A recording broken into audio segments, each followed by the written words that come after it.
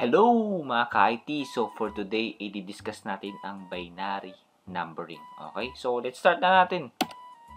So mga ka-IT, sa IT networking, okay, meron tayong IP address. Ito nakikita nyo yung IP address na to na 192.168.1.100. Ang tawag natin dyan sa format na yan is dotted decimal notation. Okay? So sa IP address kasi mga ka-IT, hindi na iintindihan ni computer yung numbers. Dalawa lang ang naiintindihan niya.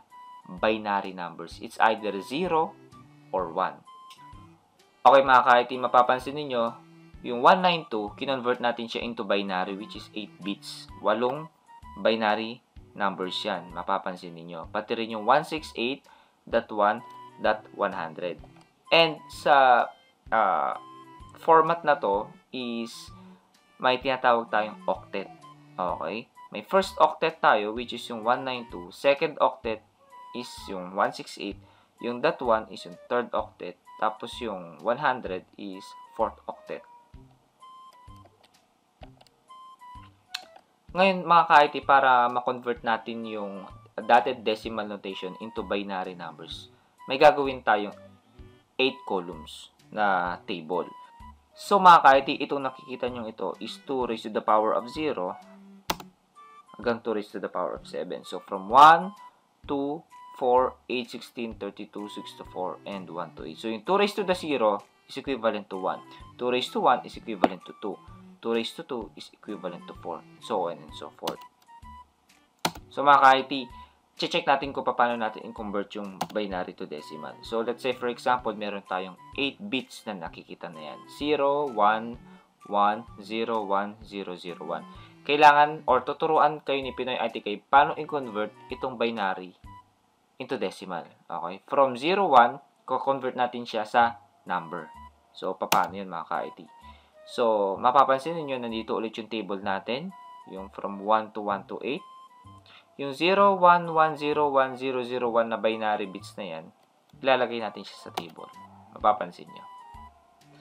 Ngayon, ang mangyayari niyan mga ka-IT, okay, yung mga 1 bit na na-allocate natin, kung mapapansin niyo na minark natin siya as red, okay, 64, 32, 8, and 1, ipag-a-add natin. So, 64 plus 32 plus 8 plus 1 is equal to 105. So, makikita nyo mga ka-IT, yung binary natin na 0, 1, 1, 0, 1, 0, 0, 1, ang equivalent niya into decimal is 105. Okay? Try naman natin ang decimal to binary. Okay? Say for example, gusto natin i-convert ang value na 139. Okay? Lalabas ulit natin yung table natin. Okay? Yan. So, ngayon, ang pag-convert nito mga ka-IT, okay, mag-i-start tayo from the left. Okay, so mga ka-IT, start natin ang pagko-convert. Okay? Ganito mag-convert si Pinoy IT, guys. So, 1 to 8. Okay. Kailangan ma-make sure natin near siya ng 139 pero hindi siya lalagpas ng 139. Kailangan maging equivalent siya ng 139 or mas malapit sa 139. So, mag-start tayo sa 128. Ang 128, kailangan natin para mabuo ang 139.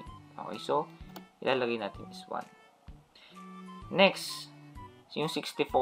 Pag pinag-add ko ang 128 plus 64, mabubuo ba ang 139? Hindi. Sobra na siya. Kasi ang 128 plus 64 is 192. So, ang gagawin natin sa 64 is 0 natin. Next naman, ang 32. Okay. 128 plus 32 is 160. Tama ba? 160. Ang 160 is lagpas na sa 139. So, hindi natin kailangan ng 32. Next, ang 128 plus 16. Kailangan ba natin para mabuo ang 139? Lagpas na rin. Kasi ang mabubuo natin dito ay 1, 1/4, ilan? 8, 9, 10, 11, 12, 13, 14. 144. So, lagpas na rin sa 139. Okay? So, isi-0 natin. Kung 8 naman ang i-add natin sa 1 to 8, mabubuo na ba ang 139 or mas malapit na? Tingnan natin. 128 plus 8 is ilan? 136. Tama. Hindi equivalent sa 139, pero malapit sa 139. Okay? So, i-add natin yan.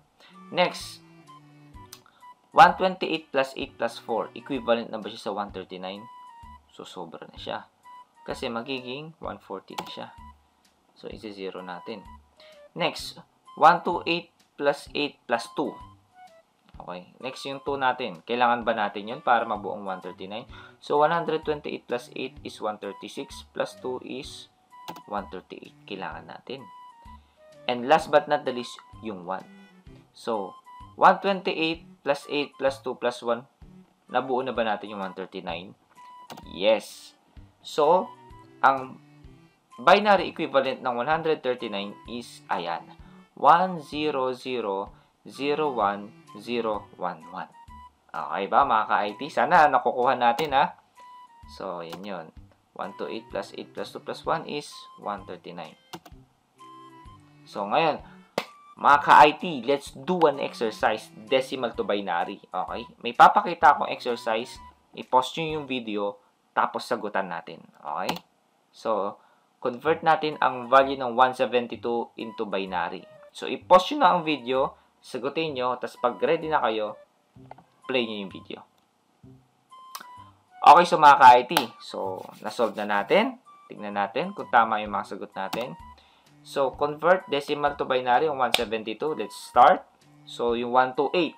Okay, ganito ako mag-convert. Yung 128, kailangan ba natin para mabuong 172? Yes.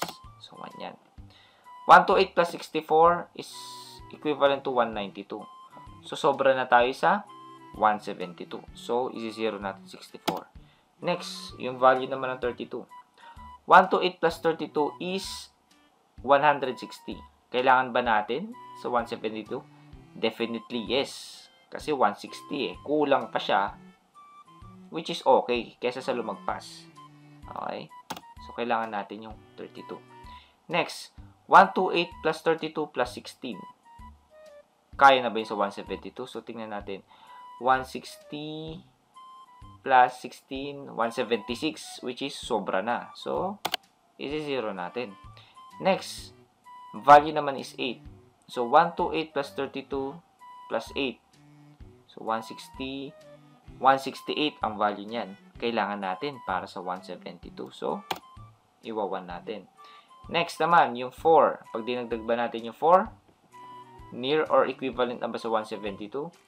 So, 128 plus 64, or 128 plus 32, plus 8, 168, 69, 70, 1, ayun, natumbok natin. Diba? 128 plus 32 plus 8 plus 4 is 172.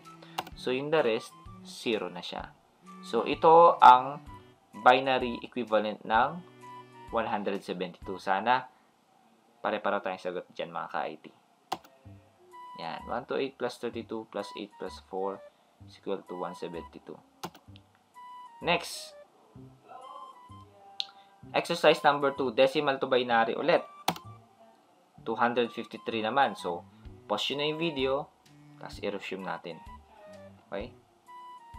Okay mga ka-IT. Let's start. So, 1 to 8. Kailangan ba? Definitely yes. Next, 1 to 8 plus 64, kailangan ba natin sa 253? Yes, kasi yung 1 to 8 plus 64 is 192. Tama ba? 192. Next, ang 32 ba, kailangan natin sa 254? Yes. Kasi pag pinag-add natin ng 1 to 8 plus 64 plus 32 is 224. So, definitely kailangan natin. Next, itong 16. Pag pinag-add ba natin yan, kailangan natin 254? Yes, kasi ang equivalent niyan is 240. Okay.